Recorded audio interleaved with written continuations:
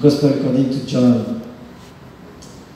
Now when the Lord knew that the Pharisees had heard that Jesus was making and baptizing more disciples than John, although Jesus himself did not baptize, but only his disciples, he left Judea and departed again to Galilee. He had to pass through Samaria. So he came to a city of Samaria called Sychar, near the field that Jacob gave to his son Joseph. Jacob's well was there. And so Jesus, wearied as he was with his journey, sat down beside the well. It was about the 6th hour. There came a woman of Samaria to draw water. Jesus said to her, "Give me to drink." For his disciples had gone away into the city to buy food. So the Samaritan woman said to him, "How is it that you, a Jew, ask a drink of me, a woman of Samaria?" For Jews have no dealings with Samaritans. Jesus answered her, "If you knew the gift of God, and who it is that is saying to you, 'Give me a drink,' you would have asked him, and he would have given you living water." The woman said to him, "Sir, you have nothing to draw with, and the well is deep. Where do you get that living water? Are you greater than our father Jacob, who gave us the well and drank from it himself and his sons and his cattle?" Jesus said to her, "Everyone who drinks of this water will thirst again. But whoever drinks of the water that I shall give him will never thirst. The water that I shall give him will become in him a spring of water welling up to eternal life." The woman said to him, "Sir, give me this water that I may not thirst, nor come here to draw." Jesus said to her, "Go, call your husband and come here." The woman answered him, "I have no husband." Jesus said to her, "You are right in saying you have no husband, for you have had 5 husbands, and he whom you now have is not your husband. This you said truly." The woman said to him, "Sir, I perceive that you are a prophet. Our father worshipped on these mountains, and you say that in Jerusalem is the place where men ought to worship." Jesus said to her, "Woman, believe me, the hour is coming when neither on this mountain nor in Jerusalem will you worship the Father. You worship what you don't know. We worship what we know. For salvation is from the Jews. But the hour is coming, and now is, when the true worshippers will worship the Father in spirit and truth. For such the Father seeks to worship him. God is spirit, and those who worship him must worship in spirit and truth." The woman said to him, "I know that the Messiah is coming, he who is called Christ. When he comes, he will show us all things." Jesus said to her, "I who speak to you am he." Just then his disciples came. They marveled that he was talking with a woman, but none said, "What do you wish?" or "Why are you talking with her?" So the woman left her water jar and went away into the city and said to the people, "Come, see a man who told me all that I ever did. Can this be the Christ?" They went out of the city and welcomed him to him. Meanwhile, the disciples besought him, saying, Rabbi, eat. But he said to them, I have food to eat of which you do not know. So the disciples said to one another, Has anyone brought him food? Jesus said to them, My food is to do the will of him who sent me, and to accomplish his work. Do you not say that there are 4 months, then comes the harvest? I tell you, lift up your eyes, and see how the fields are already white for harvest. He who reaps receives wages, and gathers fruit from eternal life, so that sower and reaper may rejoice together. For here the saying holds true, one sows and another reaps. I sent you to reap that for which you did not labor. Others have labored, and you have entered into their labor. Many Samaritans from that city believed in him because of the woman's testimony. He told me all that I ever did. So when the Samaritans came to him, they asked him to stay with them, and he stayed there 2 days. And many more believed because of his word. They said to the woman, It is no longer because of your words that we believe, for we have heard for ourselves, and we know that this is indeed the Savior of the world.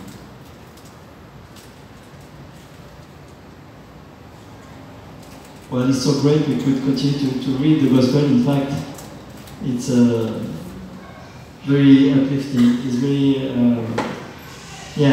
the Word of God is a power that is working in our life.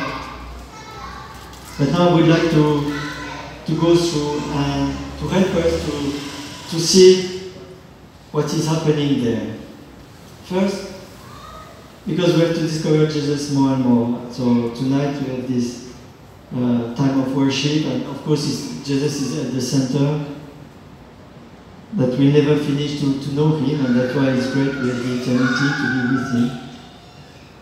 But first he was this God-made man, a real man, and of course he had to go from Galilee back from Judea, from the south to the north of the Holy Land, and yet to pass through Samaria. Samaria, it was this place where, when they were deported, they were in exile, the people of God, they were in exile, but some people stayed.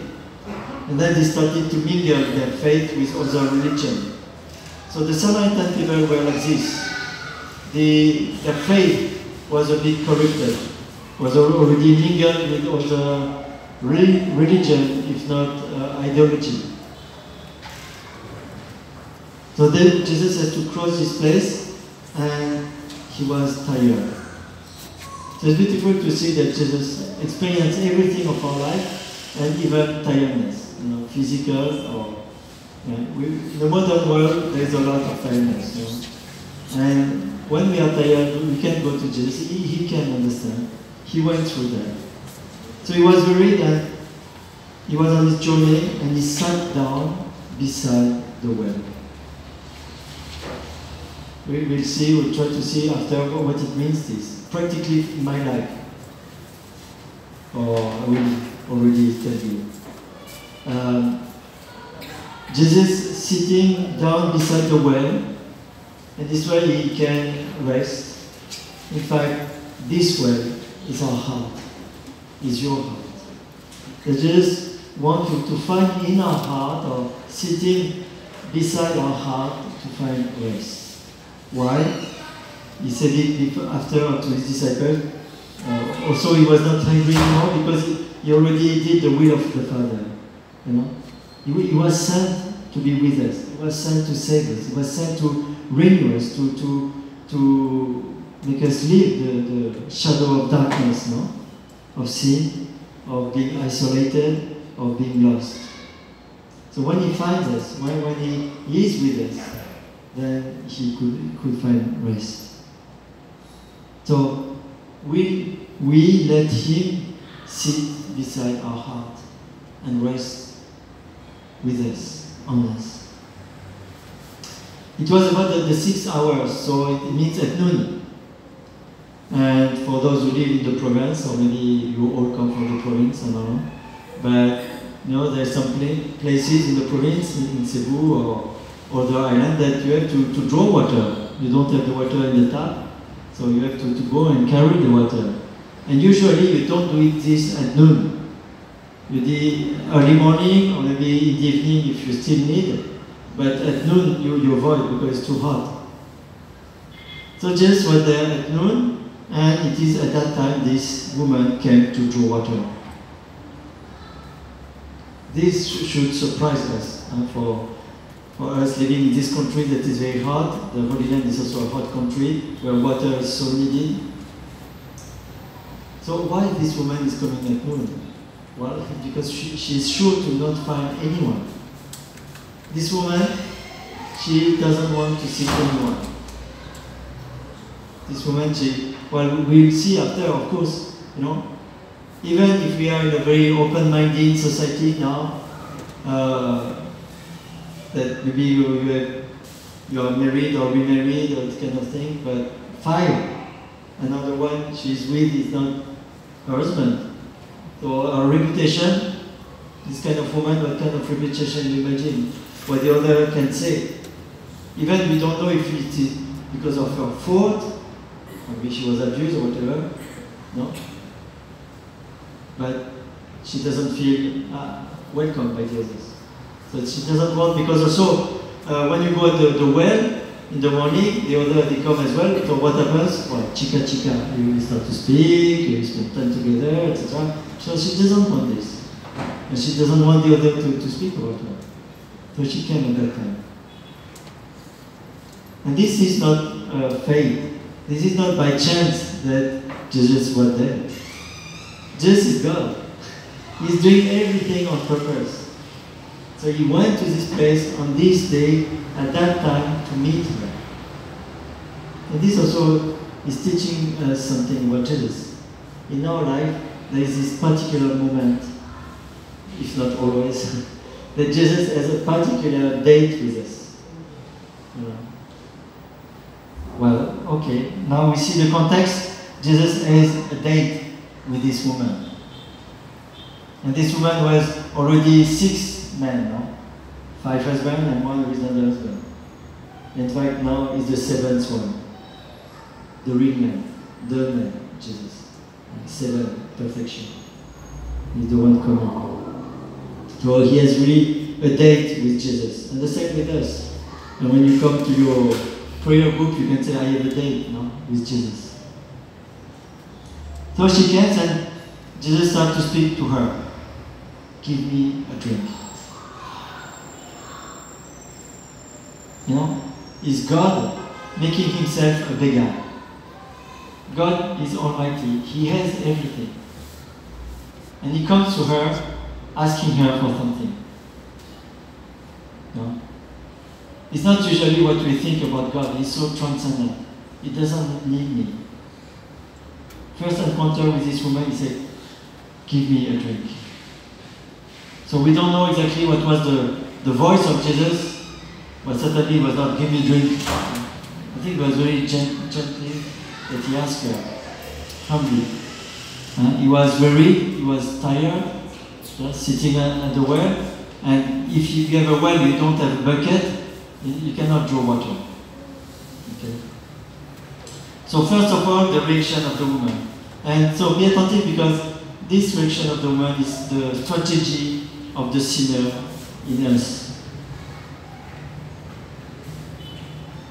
There is contradiction in us. And sometimes we are attracted by God, and sometimes we so often reject Him. Or we are not able to perceive that He is so close to me. He is the one that, in this brother and this sister, it is Jesus coming to me. But sometimes we see the strategy of Jesus, how He will conquer the heart of this woman who is destroyed. This well of her heart that is blocked, that is dried up. So she said, how is it that you, a Jew, ask a drink of me, a woman of Samaria? Well, this you have also to understand the context. I said that the Samaritans, people from Samaria, There will be the people who are already corrupted. You know, for us, maybe it's how we look at our brothers and sisters who are not Catholics, the Protestants from other churches. No, their faith is corrupted. They are not Catholic. They are not respecting Mama Mary.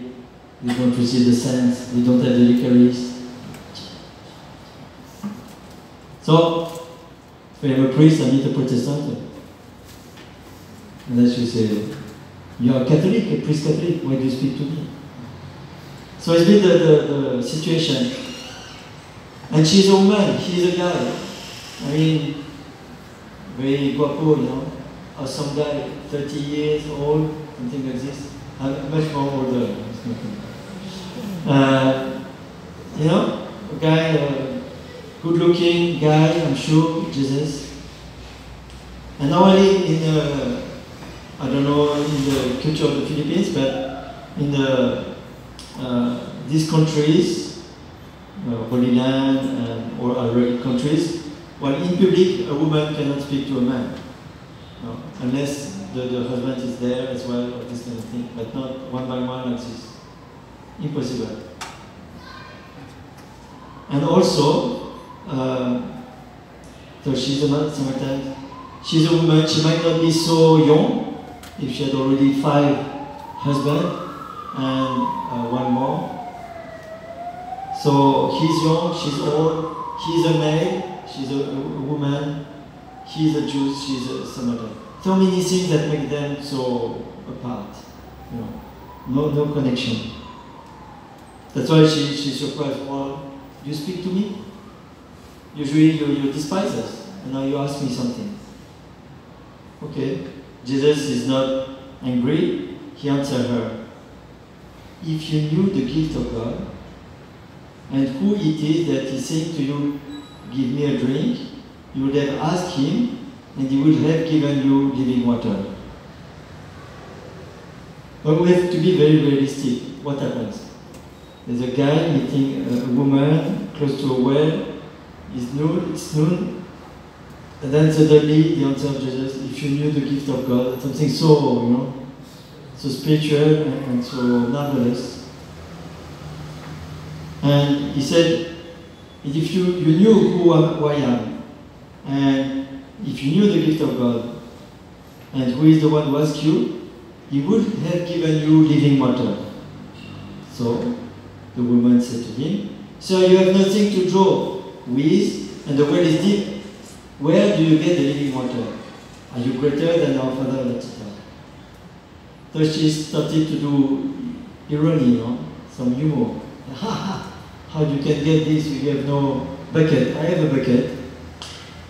So I am the one in position of authority, or I have the power to draw the water."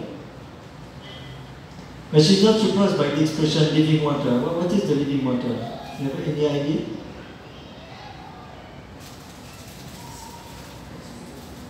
Yeah, well, the spiritual level we'll see after in John chapter 7, Jesus will say that the living water is the Holy Spirit. But here, properly, a living water is the water that comes from the source. When we buy in the city the purified water or distilled water, it's not living water. Living water is the water that comes from the source, so it's living, it's flowing. And already in the Old Testament it was spoken about this. It's not something that is stopped.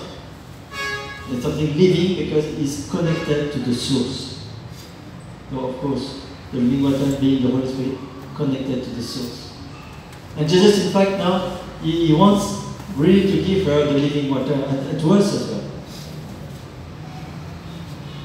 And so maybe we start to see what is the problem for her. She's not connected anymore to the source. She's not anymore alive. Like us, sometimes at some points. So Jesus said to her, okay, he let her come, you know. He made himself like a beggar. Then she doesn't want even to speak with him. Then he's a bit provocative to her, but he wants to open her curiosity. And she is responding with kind of irony. She wants to take a distance. She said, anyway, what you say is impossible. You're talking for saying nothing. And Jesus continued. And the strategy, Jesus never gives up. Even when we rebuke him, when we ignore him, when we don't pay attention, he's coming again. So he said to her, everyone who drinks of this water will thirst again. But whoever drinks of the water that I shall give him will never thirst. The water that I shall give him will become in him a spring of water welling up to eternal life. Now Jesus this time is going very far. And then she said to him, yeah, of course, then, sir, give me this water that I may not thirst, nor come here to draw. So here you see, very often also, people will interpret the words of Jesus in a very material way. Like when on the cross he said, I thirst, and they came and they give him vinegar. So he took it, but of course it was not what Jesus has in mind. It's something deeper.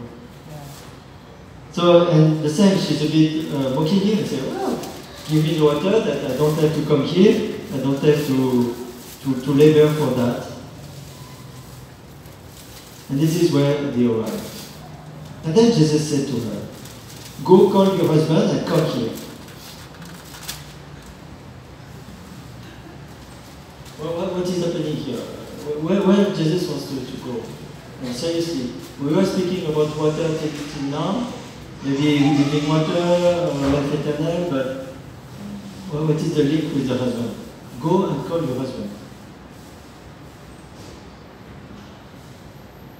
And then it seems that the woman stopped to play with Jesus, to make joke or to have a distance. And it would be important, you're a charismatic group. I know the place of the Holy Spirit is very important. When we read the Bible, we should ask to the Holy Spirit the intonation when Jesus speaks, when other people speak. What is their voice? What is the tone of their voice? And when she said, the woman answered him, I have no husband. How do you think she was saying? Very proud, very angry, or ashamed? Yeah, maybe ashamed. And Jesus said to her, oh no, so she answered, I have no husband. Short answer, she's not doing a lot of short answer, precise, I have no husband. And Jesus said to her,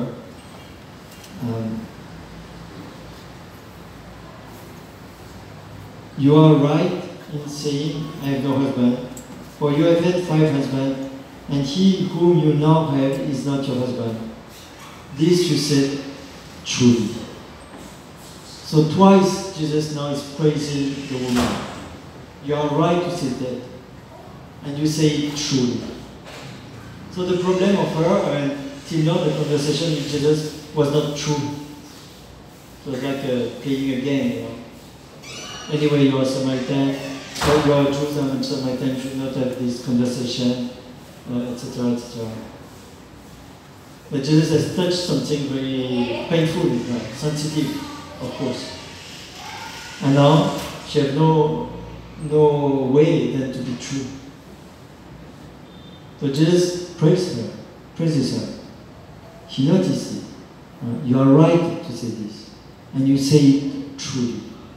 So now I can really relate to you. You can really relate to me because we are true.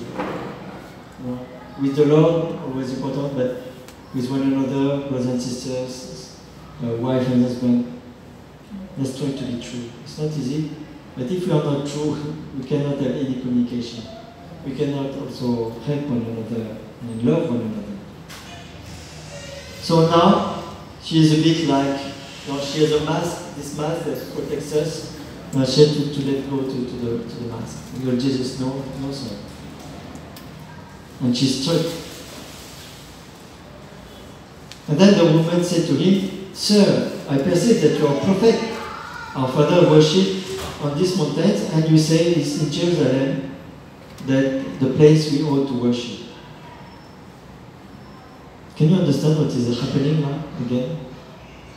So once again, they speak about water, now Jesus speaks about the husband, and now she's asking a question where we should worship.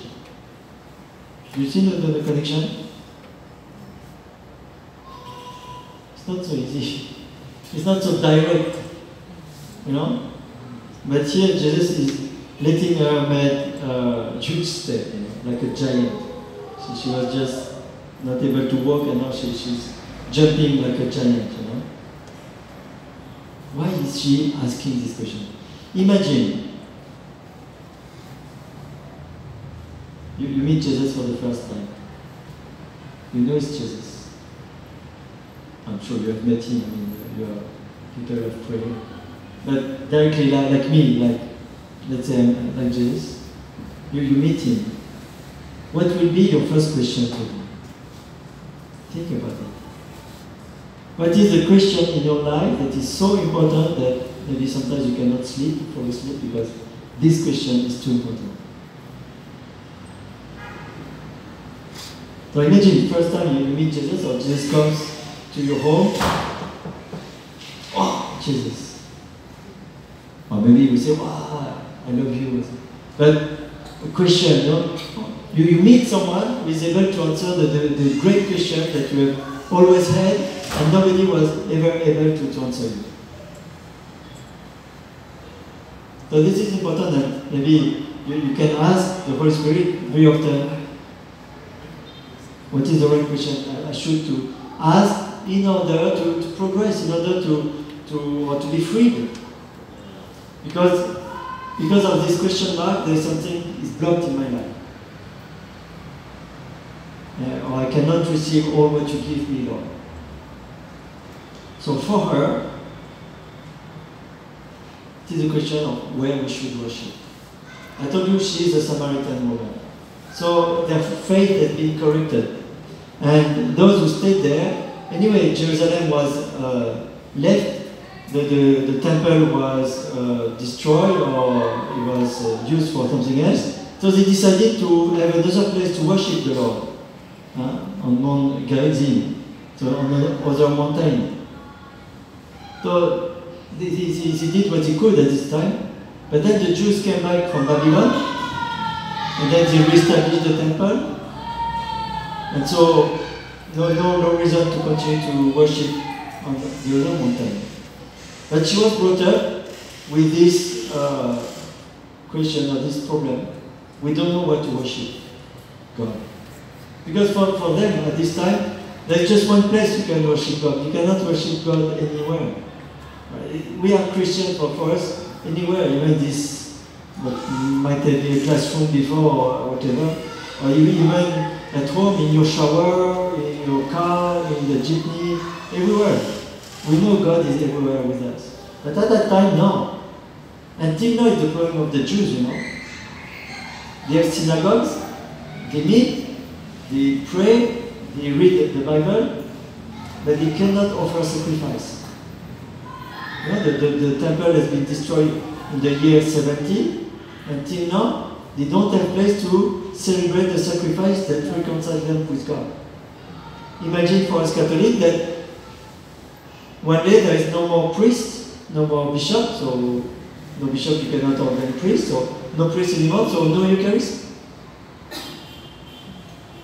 We're really very hard for us Catholics to think there is no Eucharist, there's not this real presence of Jesus in the Eucharist. Very hard. So, she's in a situation that where is it that we should worship God? So she's confused in her relationship with God. Or like if you want, I don't know, you know the story of the founder of the Mormon. You know the Mormon church? Seventh-day Adventist. Is it the same? I always confuse. No, it's not the same. But the Mormon, so the founder, Joseph Smith, right? So I think his mother was Catholic, the father was Protestant. So he was confused. Which church is the right church of Christ? So his story, he said that he went in the forest, and then there is this apparition or whatever, and to say, take this book. He grabbed a book, it was the Book of Mormon, and that explained all the things and what is the religion of Christ. Well, anyway, what I want to say that he was disturbed because one of his parents was Catholic, the other was Protestant, so he said, who are the real Christians? Is the Catholic or the Protestant? So we are all Christians. But for this woman, it's the same problem. She doesn't know where to worship God. She doesn't know God. And she's confused because some people they say this, and some people they say something else. So now she meets someone who told her the truth. He's a prophet.